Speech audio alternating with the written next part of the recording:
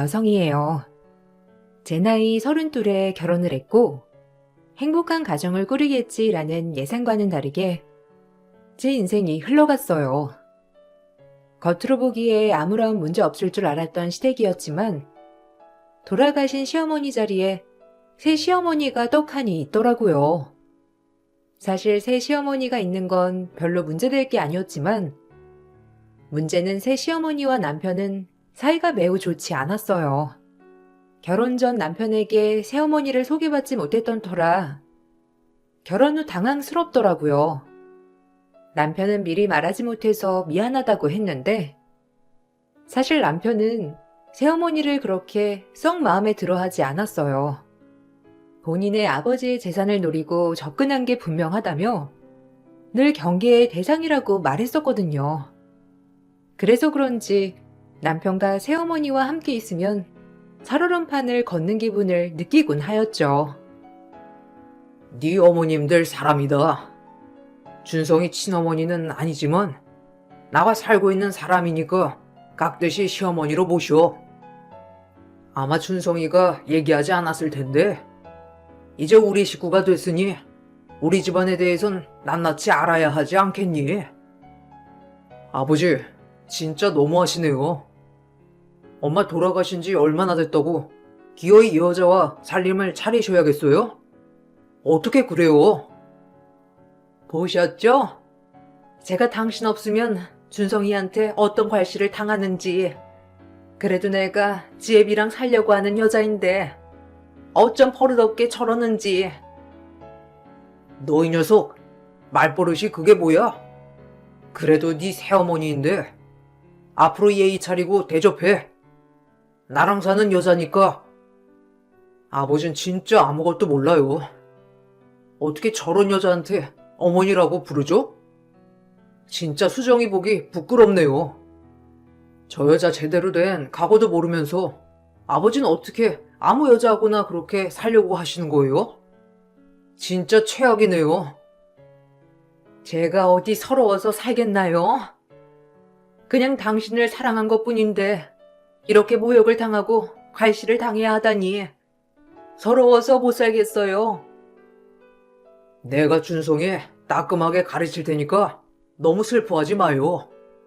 너 다시 한 번만 이따위로 하면 가만 안 둘 줄 알아? 그 모습을 보고 있자니 너무 당황스러웠는데 남편은 절대 본인의 어머니로 인정할 수 없다며 길길이 날뛰었지만 워낙에 가부장적인 아버님이셨기에 남편 또한 어쩔 수 없었습니다. 하지만 진짜 시어머니도 아닌 새 시어머니는 저에게 시어머니 노릇을 톡톡히 했어요. 이런 게 시집살이인가 싶을 정도로 하나부터 열까지 정말 숨이 막히게 저를 가만 놔두질 않으시더라고요. 처음엔 남편이 싫어하니 나라도 잘하자 싶었지만 아주 못된 시어머니 역할을 하시려고 하는 어머님 때문에 고단하였어요. 내가 아무리 두 번째 시어머니라고 하지만 너 나한테 잘해야 한다. 지금 네 시아버지랑 나랑 살고 있잖니. 아무리 준성이가 날 무시한다 하더라도 너까지 그러면 안 돼. 너 우리 남편이 얼마나 많은 재산을 가지고 있는지 알지? 준성이도 내 꼴 보기 싫은데 왜 아버지한테 대적하지 못하겠어? 이게 다 돈 때문인 거야. 그러니까 너도 분위기 파악 잘하고 나한테 잘해. 막말로 내 한마디면 준성이도 나가리 되는 건 한순간이야. 그 정도로 너네 시아버지가 나를 얼마나 아끼시는데. 명심해라. 저야 뭐 아버님이 그러시라고 하면 그러는 거죠. 제가 힘이 있나요? 저 역시 집에 분란 만드는 거 딱 싫어하는 스타일이에요. 그래? 너와는 말이 좀 통하는구나. 아, 그리고 내가 패션에 무척이나 관심이 많거든. 너 신혼여행 갔다 오는 날 집에 인사하러 왔을 때 그때 베고 온 스카프 있지? 그것 좀 가져와. 내가 내일 여고 동창 모임을 가는데 그걸 하고 가야 할 것 같아서. 시어머니한테 이 정도는 해줄 수 있는 거잖아. 따지고 보면 그깟 거 얼마나 한다고. 설마 치사하게 싫다고 하는 거 아니겠지? 아, 그 가방이랑 같이 가져와 봐. 스카프랑 가방이랑 아주 세트로 어울리더구나. 나같이 엘레강스한 여자한테도 딱일 것 같아. 사실 시어머니든 아니든 저한테 중요한 부분은 아니었습니다. 어차피 시아버지와 살고 있는 분위기도 했고, 저 역시 저에게 피해만 끼치지 않는다면 굳이 나쁘게 대할 필요는 없었죠. 가뜩이나 당황스러운데 분란을 만들고 싶지 않았거든요. 하지만 시어머니는 제가 하고 온 모든 것들을 다 샘내하며 본인이 가지기를 원하셨고, 그럴 때마다 정말 난감했어요. 매번 안 된다고 거절할 수도 없는 노릇이었고, 그렇다고 매번 시어머니의 비율을 맞추기란 힘들다고 생각이 들었어요. 아, 그 스카프요? 제 생일에 친구들이 선물해 준 거라서 좀 그런데. 혹시 괜찮으시면 제가 하나 사다 드릴게요. 너 날 그지 취급해? 너도 지금 내가 첩이라고 무시하는 거야? 아니 그거 좀 시어머니가 달라고 하는데 그걸 거절해? 아니요, 오해세요. 거절이 아니라 차라리 하나 사다 드린다고 한 건데. 왜 그렇게 받아들이시는 거예요? 언짢게 생각 마세요. 그게 그거지. 싫다는 거 우회적으로 돌린 거 아니야? 내가 준성이의 진짜 엄마였어도 그랬을 거냐? 아주 영악하네. 준성이가 날 무시한다고 너까지 게 날 무시해? 난 네 시아버지랑 살고 있는 여자야. 네 시아버지 내 말 한마디면 준성이고 뭐고 다 손절하실 분이라고. 알겠니? 정신 똑바로 차리고 나한테 어떻게 해야 하는지 잘 파악해봐야 할 거다. 내가 그런 건 못 참거든. 그때부터 제가 시어머니를 생각하는 마음은 완전히 바뀌었습니다. 그냥 잘 지내보자라는 마음에서 경계 대상으로 바뀌었거든요. 하지만 시어머니가 더 저를 마음대로 부르신 데에는 이유가 있더라고요. 나이가 50이 다 되어서 아버님 아이를 임신했던 것이었어요.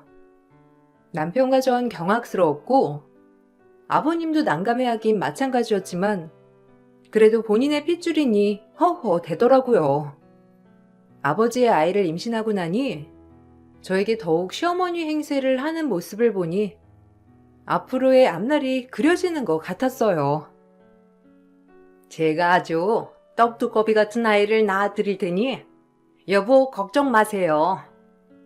그래도 이렇게 몸만 부대끼고 사는 것보다 저희 사이에 아이가 있다면 저희가 더 돈독해지지 않겠어요? 나중에 준성이가 절 어떻게 대할지 뻔히 아는데 저도 제 편 하나 듬직하니 낳아야죠. 그러니까 나이는 많고 노산이지만 어떻게 해서든지 건강하게 출산할게요, 여보. 너무 고민하지 마세요. 아니, 그래도 당신 나이도 있고 사실 아이들 보기도 부끄럽잖소. 한두 살 먹은 애도 아니고 또 준성이 저도 있는데. 그럼 제가 평생 그냥 여보 옆에서만 살다가 혹시라도 당신이 안 계시면 준성이한테 바로 팽당해야 되겠어요? 당신도 절 그저 그런 여자로 보신 거죠? 당신 아이인데 어떻게 그렇게 무책임한 얘기를 하실 수가 있어요?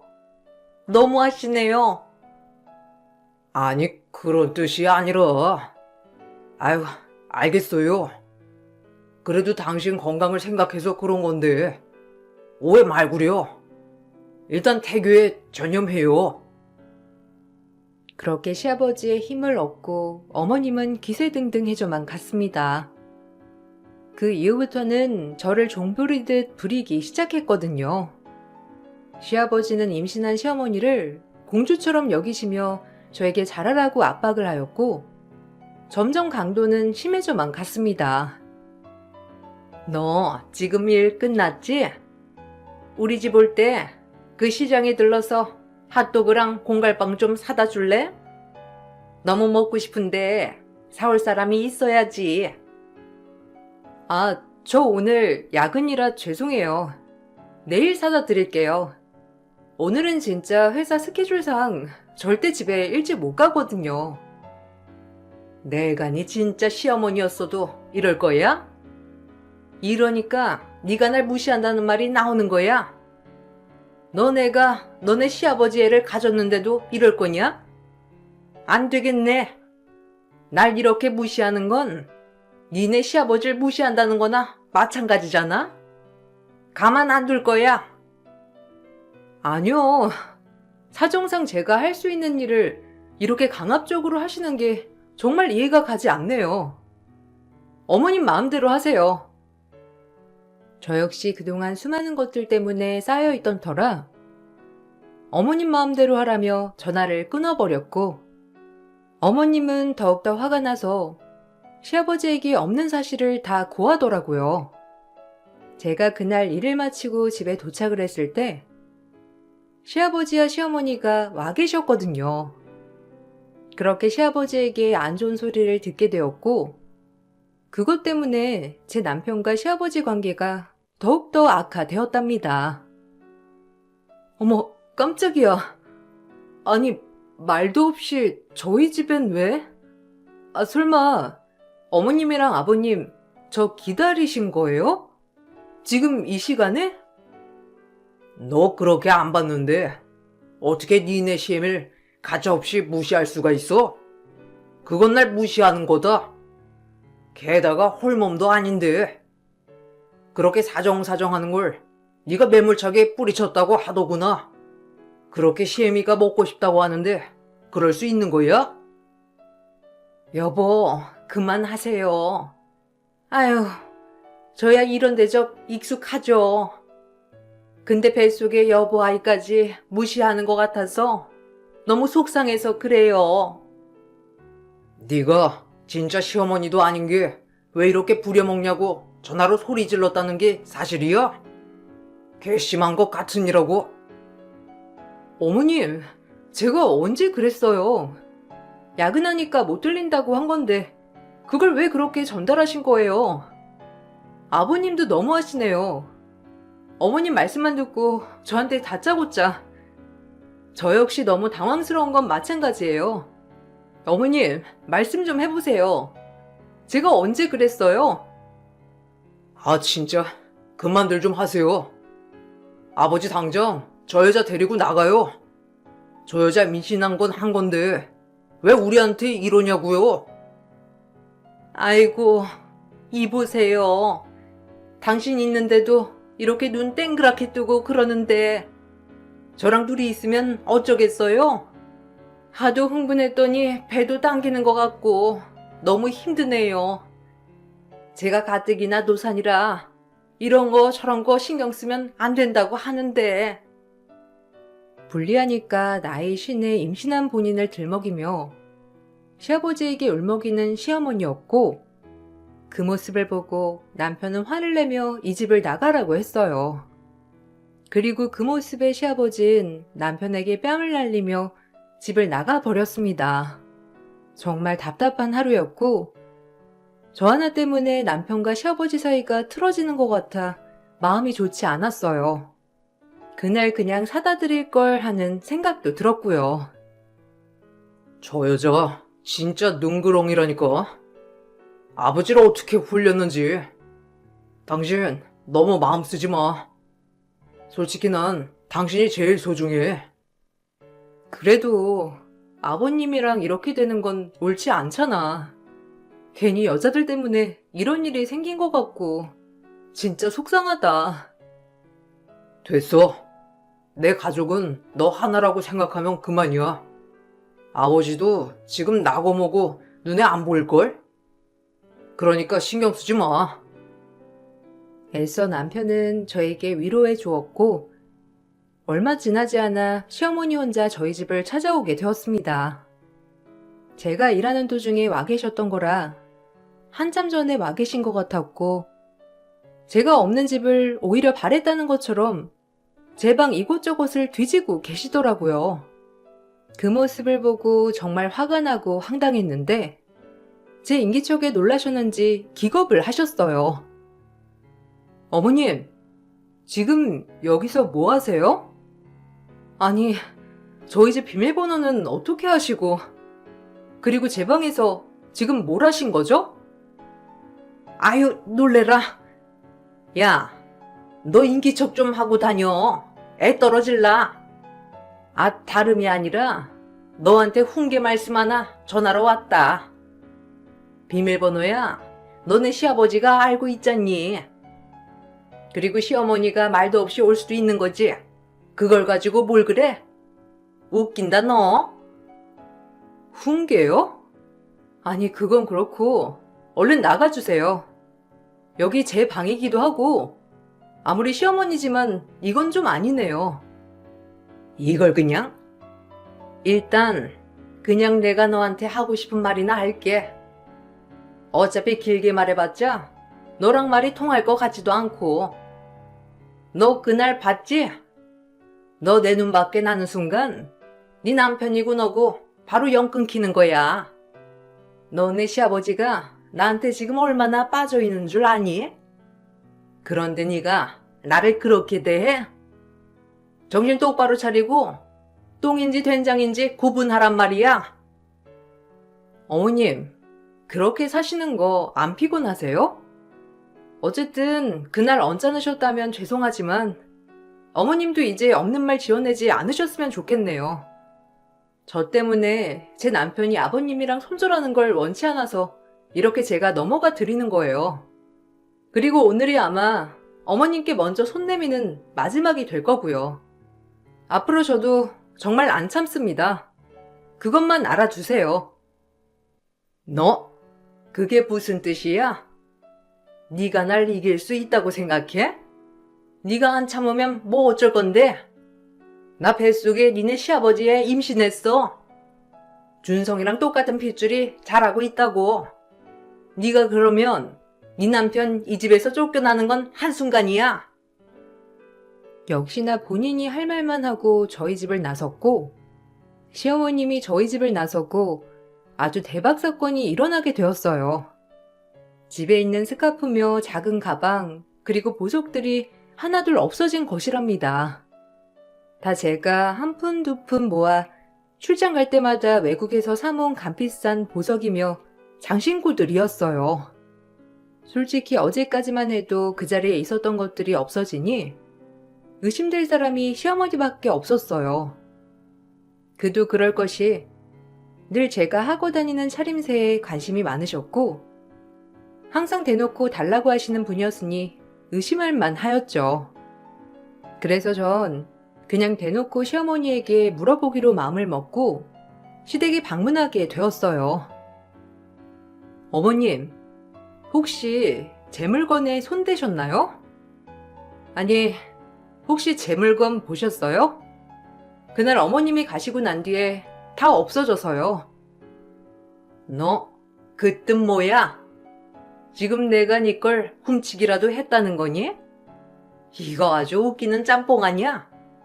여보, 아유, 억울해. 너 무슨 일이야? 너 지금 너네 시어머니 임신했는데 무슨 일로 여기까지 와서 너네 시어머니 속을 긁는 거냐? 아니, 그게 아니고요. 어머님이 다녀가신 뒤에 제 물건들이 거의 없어져서 그냥 어머님께 보셨냐고 여쭈러 온 거예요. 그게 저보고 훔쳤다는 거 아니겠어요? 여보, 저 진짜 억울해서 못 살아요. 아휴, 아무리 없이 살았어도 이건 아닙니다. 어머님, 솔직히 어머님이 제 물건 맨날 탐내하시고 가져오라고 하시고 그랬잖아요. 그래서 이렇게 물어보는 거예요. 내가 그지야? 네 시아버님한테 사달라고 하면 그만인 것을. 내가 왜 네 물건을 탐내니? 너 아주 말 웃기게 한다. 어머님, 그냥 솔직히 말씀해 주세요. 거기에 친정엄마가 유품으로 남겨준 반지도 있어서 그러니깐요. 네? 촌스럽게 유품은 무슨? 예. 아니니까 제발 나 좀 내버려 둬라. 아주 너 때문에 내 인생이 피곤해요. 그만 가렴. 그래, 아니라고 하니까 일단 돌아가거라.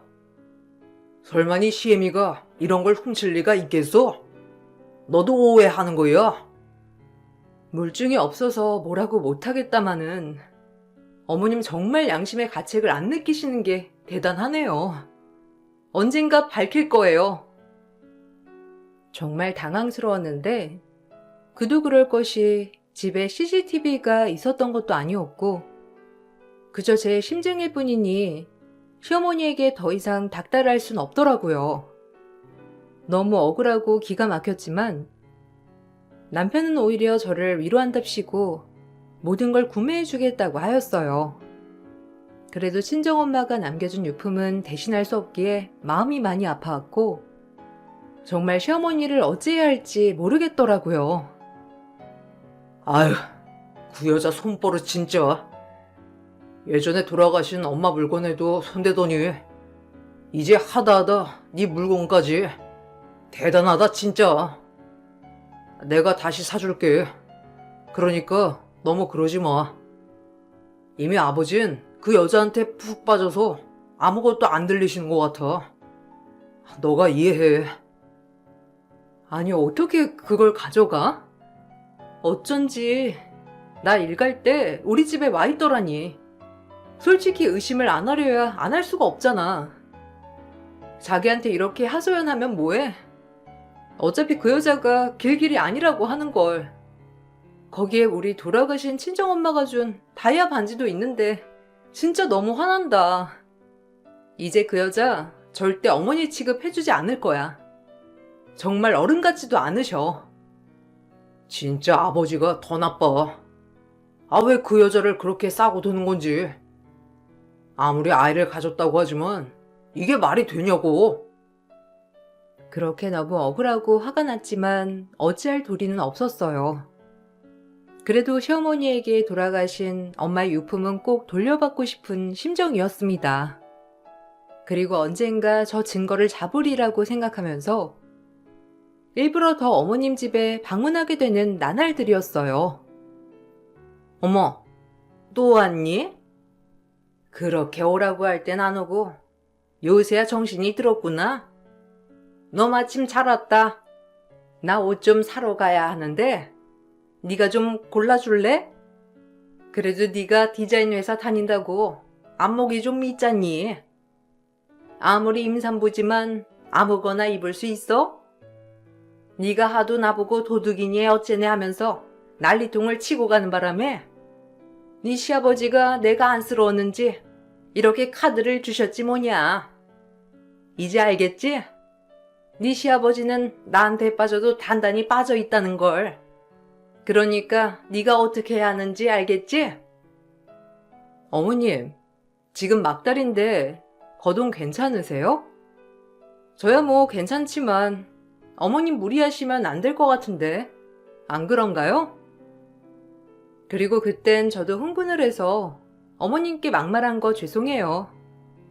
그렇지만 어머님도 저에게 솔직해 주셨으면 좋겠습니다. 솔직하게 아니라고 하니까 그러네. 일단 나 쇼핑하는데 네가 좀 골라줘야 하니까 같이 가자. 며느리가 이 정도는 노릇은 해야 며느리예요. 그리고 임신했어도 거동 괜찮아. 네가 날 보필할 건데 뭐. 그러니까 얼른 카드 쓰러 가야지. 가자. 그렇게 시어머니 손에 이끌려 신둥이 가진 시모와 외출을 나가게 되었어요. 마음 같아선 지금 이 기회에 집안을 샅샅이 뒤져 반지를 찾고 싶었지만 그래도 만삭의 몸이니 미운 건 있고 어머님을 따라 이리저리 쇼핑을 하게 되었어요. 쇼핑을 하면서 어머님께 솔직하게 물어 반지만은 받고 싶은 마음이 있었지만 한사코 아니라고 하길래 저 역시 때를 엿보고 있었습니다. 그런데 갑작스럽게 어머님이 주저앉게 되었고 뒤이어 고래고래 소리를 지르시더라고요. 아이를 낳아본 적이 없는 전 당황스러웠는데 이런 게 말로만 듣던 진통인가 하면서 심장이 쿵쾅대기 시작했고 얼른 구급차를 불러 어머님을 태워야겠다고 생각했어요. 아이고, 얘, 응급차 좀 불러라. 나 지금 배가 너무 아프거든? 예정일 3주나 남았는데, 이게 무슨 일이야? 아유, 얼른 불러. 어머, 괜찮으세요? 아니, 이렇게 갑자기. 어머님, 저 좀 잡아보세요.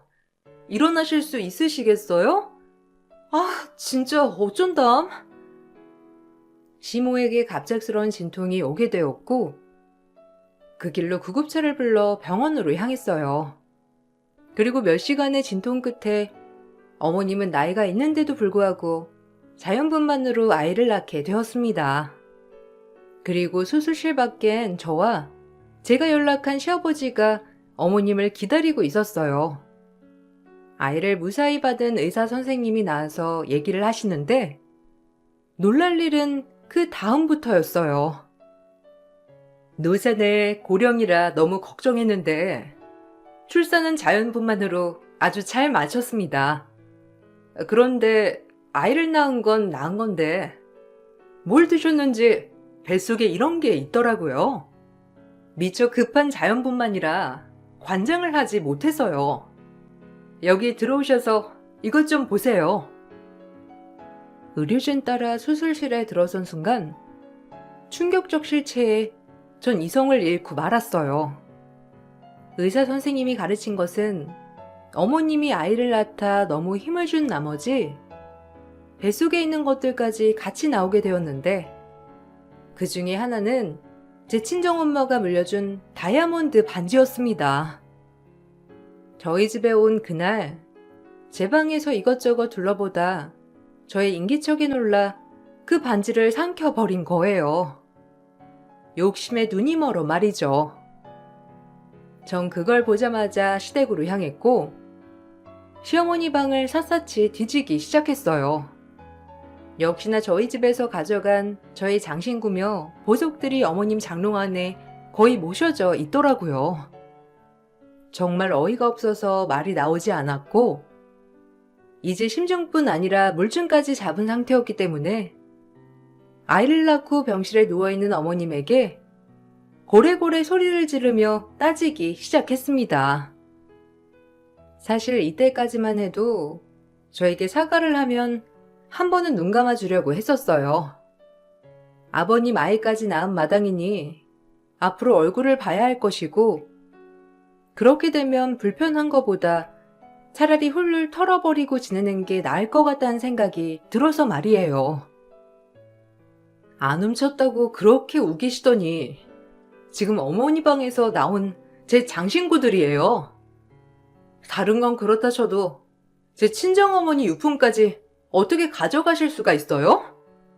아이를 가지신 분이 도둑질을 하다니 애가 뭘 배우겠어요?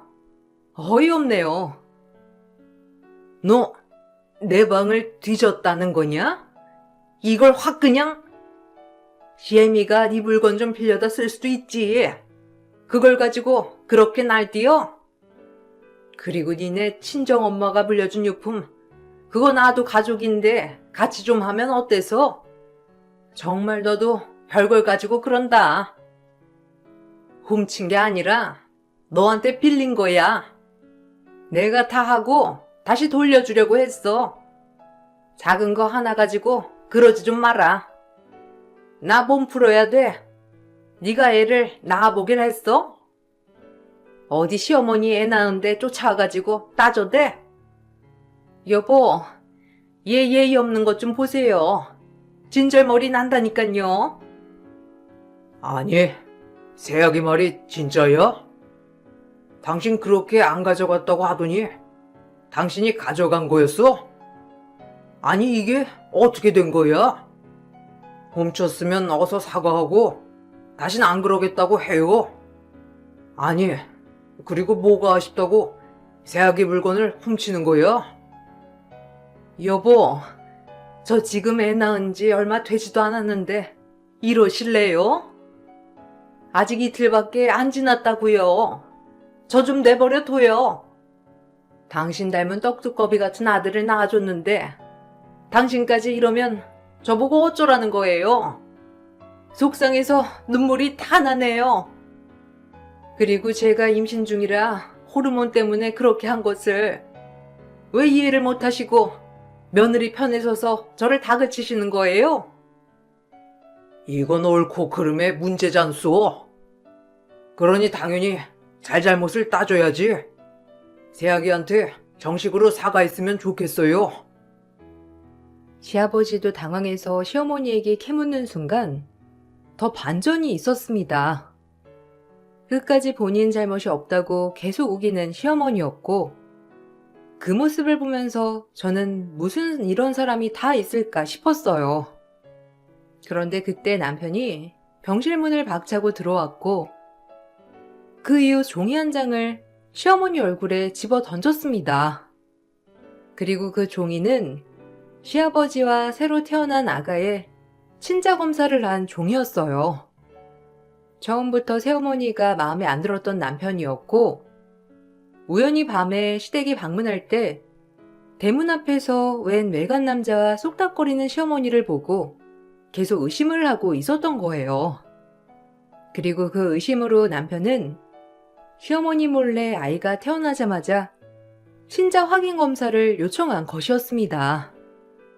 그리고 이 모든 사실을 아버님께 상의하여 이를 진행시킨 것이었고 친부인 아버님의 동의도 있었던 거였어요. 아버님 또한 시어머니와 혼인 생활 중 나름 의심스러운 것들이 여러 가지 있어서 조금은 혹시라는 생각을 가지고 있었다고 했어요. 그리고 결과는 역시나 아버님과 친자가 아닐 확률이 높게 나왔어요. 아버님은 그걸 보자마자 충격으로 잠깐 기절을 하셨고 남편과 전 이 여자를 어떻게 해야 할까 고민이 되었습니다. 정말 인간이기를 포기한 사람 같았거든요. 역시 그럴 줄 알았어요. 딱 봐도 우리 집에 돈을 보고 들어온 게 확실했었죠. 당신 이거 다 사기죄야. 알아? 아니, 너 감히 나 몰래 친자 검사를 내? 내가 널 사전에 니네 아빠한테 얘기해서 절연을 시켰어야 하는 건데 언젠간 네가 화근이 될 줄 알았어 아주. 너네 아빠랑 나랑 무슨 일이 있으면 아주 내가 너 가만 안 둘 줄 알아. 그놈의 남 탓 좀 그만하세요. 본인이 훔치고 본인이 사기치고 왜 남의 탓을 하나요? 일이 이렇게 된 이상 본인이 벌 받을 거 달게 받으시고 제발 뉘우치세요. 아기 낳고 부끄럽지도 않으신가요? 어떻게 아이를 낳고 그런 행동을 하는지. 내가 호르몬 때문에 그런 거라니까. 누가 훔치고 싶어서 훔쳤대? 나 너네 아버지랑 틀어지면 니들 가만 안 둬. 끝까지 부자인 아버님을 놓진 않으려 하네요. 인생 그렇게 살고 싶나 싶은 게 이젠 안쓰러워지려고까지 해요. 네가 뭔데 날 안쓰러워해? 니까짓 게. 난 니네 시아버지 만나 이제 인생 완전히 바뀐 여자라고. 그건 착각이죠. 이제 버림받고 벌받을 건데 아직까지 당신이 아버님이랑 그렇고 그런 사이인 줄 착각하면 안 된다고요. 시어머니는 오히려 큰 소리를 치셨는데 너무 당황스러워서 기가 막히더라고요. 그리고 정신이 든 시아버지는 시어머니를 사기죄로 고소하였고 저 역시 시어머니를 절도죄로 고소하였습니다. 다행히 시아버지와 시어머니는 아이가 태어나기 전까지 혼인신고가 되어 있지 않은 상태였기 때문에 이혼 소송은 하지 않았어요. 시어머니는 아이를 빌미로 시아버지와 혼인신고를 하려 했고 나중에 아버님의 재산 중 일부를 본인이 취할 속셈을 했던 거죠. 아버님은 사기죄와 위자료 소송을 하였는데 시어머니의 과거 행적을 캐고 더욱더 놀랄 일이 있었어요. 알고 보니 시어머니의 전남편과 깨끗이 정리가 되지 않았던 거였고 전남편이랑 저희 아버님의 재산을 꿀꺽하려고 작당 모의를 했다고 하더라고요. 그렇게 시어머니는 법의 심판을 받게 되었고 뿐만 아니라 시어머님의 전남편도 같이 작당 모의를 한 것이었기 때문에 같이 사기죄로 심판을 받을 수가 있었습니다. 내가 그렇게 허술한 호랍인 줄 알았지? 아무리 우리 아들이 믿을 종자가 못 된다고 했지만 그래도 당신을 믿었는데 벨소아이도 내 아이면 내가 책임지려 했는데 당신은 믿을 종자가 못 되었어. 이제 법이 알아서 해결해 줄 거야. 늦은 나이에 만나 그래도 평생의 반려자라고 생각해서 잘해주려 했건만 당신은 내 돈을 보고 접근한 거였어. 여보, 미안해요, 정말. 아니, 내가 한순간에 실수한 거지. 정말 당신을 사랑했다고요. 그러니까 용서해 주세요. 한 번만요. 그리고 전 남편에게 압박을 받은 거였어요. 제가 사랑했던 건 당신이라고요. 아시잖아요. 제가 얼마나 잘했는지 이해해줘요. 그런데 전 남편과의 사이에서 애를 가져? 그게 말이 된다고 생각해? 아주 주책 바가지들이 따로 없지. 나 역시 주책이다 싶었지만 사기를 치려고 하면서 그렇게 주책을 떨어댄 당신들이 어마무시하게 웃긴다는 것만 알아두고 두고 보라고. 도둑질에 남의 마음 먹고 아버님을 홀리기까지. 정말 당신은 양심이란 게 있는지 모르겠네요. 벌 달게 받으세요. 그리고 앞으로는 남의 것을 탐내지 좀 마세요. 본인한테 그렇게 자신이 없으세요? 나이 50이나 먹고선 그러고 살고 싶나? 당신이 낳은 아이만 불쌍하네요. 태어나 보니 엄마 아빠는 사기꾼에 이제 엄마는 깜빵에 가야 하다니 너무 안타깝네요. 깜빵을 가긴 누가 가? 내가? 절대 안 가지. 니네 시아버지가 날 버릴 수 있을 것 같아? 여보, 아니라고 해줘요, 제발. 시어머니는 법을 어긴 대가를 톡톡히 치르셨어요. 제 물건을 훔친 것은 절도죄에 해당이 됐고, 저희 시아버지에게는 혼인 빙자를 했기 때문에 사기죄로 고소를 당하셨죠. 그리고 어머님은 몸을 풀고 채 1년도 되기도 전에 징역 3년을 받으시고 어머님의 전 남편은 불구속 입건으로 벌금형을 맞았답니다. 한 집안을 풍비박산 내려고 한 사람들에 비해 벌이 약하다고 생각했지만 아마 아이를 낳고 아이와 떨어져야 하는 것도 가장 큰 벌이라고 생각합니다. 그 뒤로는 소식을 모르고 지내고 있어요. 남편과 아버님은 그때 이후로 대면대면하게 지내며 아직까지 어색함을 유지하고 있지만 제가 그 뒤 아이를 가져 손주를 낳아드렸기 때문에 아이 때문에 왕래는 하고 지내요. 아버님은 그때 그 일이 남편에게 꽤나 미안했는지 다시 여자를 만나러 다니지도 않으시고 돌아가신 시어머니 산소에 가서 매일을 본인 마음속에 하고 싶은 말들을 하고 오시곤 합니다. 아마 평생 아들한테 미안한 마음으로 살겠죠? 하지만 남편 또한 이젠 아버님을 이해해보려고 노력하고 있는 것 같아서 저희 가족의 화목함이 얼마 남지 않았다고 생각해요. 한 여자로 인해 집안이 풍비박산 날 뻔했지만 가까스로 위기를 탈출해 여기까지 오게 되었네요. 앞으로 남은 인생 지금처럼만 밝고 행복하게 지냈으면 좋겠다는 마음으로 글을 마칠게요. 제 글을 들어주셔서 감사드리고 여러분들 앞날엔 좋은 일만 있으시길 기원할게요. 감사합니다.